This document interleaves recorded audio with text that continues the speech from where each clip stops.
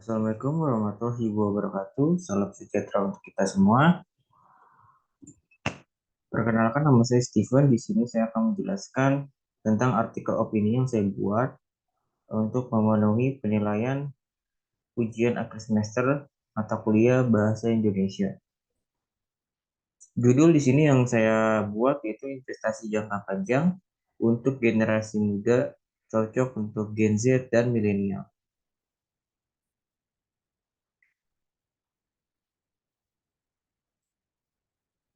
Pada bagian artikel, di sini saya menjelaskan betapa pentingnya investasi, investasi yang sedang populer di kalangan masyarakat itu apa, dan juga investasi yang cocok untuk generasi muda, dan memberikan beberapa contoh instrumen yang cocok untuk investasi pemula.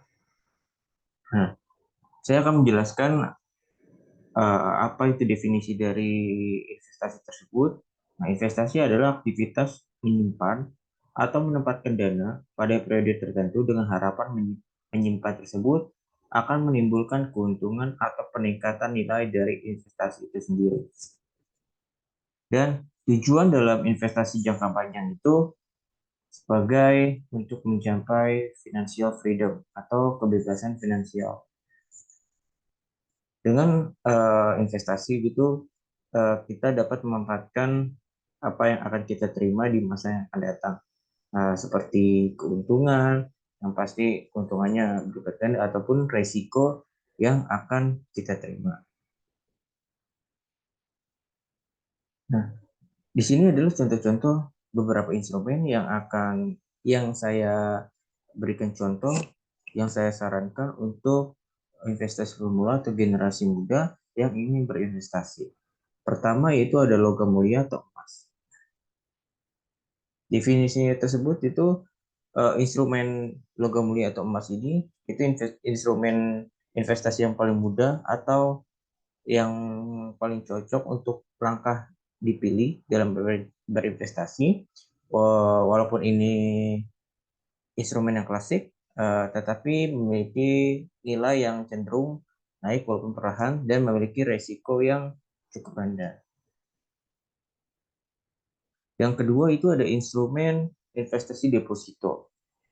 Instrumen deposito itu hampir sama dengan kita menabung di bank, tetapi perbedaannya pada tingkat bunga. Itu lebih tinggi dibanding dengan tabungan. Selain itu ada waktu jatuh tempo yang dimiliki pada tabungan. Walaupun memiliki suku bunga yang lebih tinggi, tetapi uang tersebut tidak bisa diambil sewaktu-waktu. Dan karena tenor itu sudah ditentukan antara bank yang menyediakan jasa instrumen tersebut dengan para investor deposito. Instrumen selanjutnya itu ada saham. Investasi saham itu merupakan salah satu investasi yang paling populer. Nah, karena saham itu merupakan bukti kepemilikan dari sebuah perusahaan. Return dari investasi saham ini itu berupa dividen dan juga pertumbuhan nilai saham tersebut atau yang disebut biasanya capital gain. Nah, investasi ini sangat potensial, namun memiliki risiko yang lumayan tinggi. Atau dibutuhkan analisa yang detail sebelum kita melakukan investasi pada instrumen ini. Yang keempat itu ada reksadana.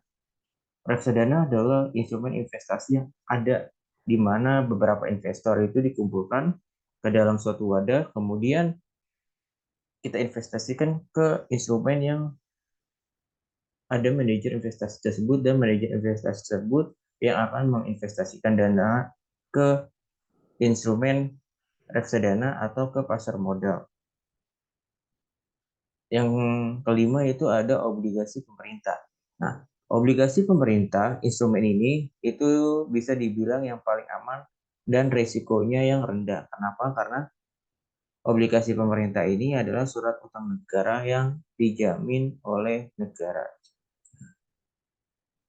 Setelah itu, di sini saya beropini bahwa menurut pribadi saya itu investasi pada instrumen yang ada di atas merupakan langkah awal yang cocok bagi investor pemula atau generasi muda yang ingin berinvestasi dan dapat mengetahuinya langsung bagaimana itu cara berinvestasi, terus apa rasanya mendapatkan keuntungan dari investasi tersebut, dan sangat penting ketika kita melakukan investasi itu karena kita akan membangun aset berjalan yang akan kita bangun untuk masa depan dengan tujuan finansial yang sampai nanti akan ketemu ke titik yang namanya financial freedom.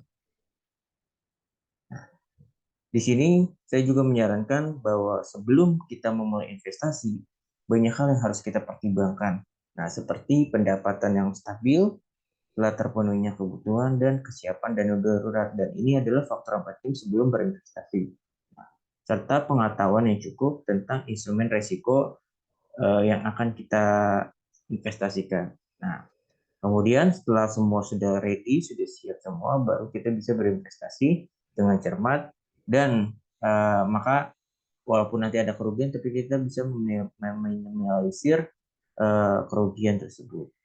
Di sini yang terakhir kata, saya mengajak untuk para pembaca atau generasi muda untuk berinvestasi sejak dini. Yuk, mari berinvestasi. Sekian dan terima kasih presentasi dari saya.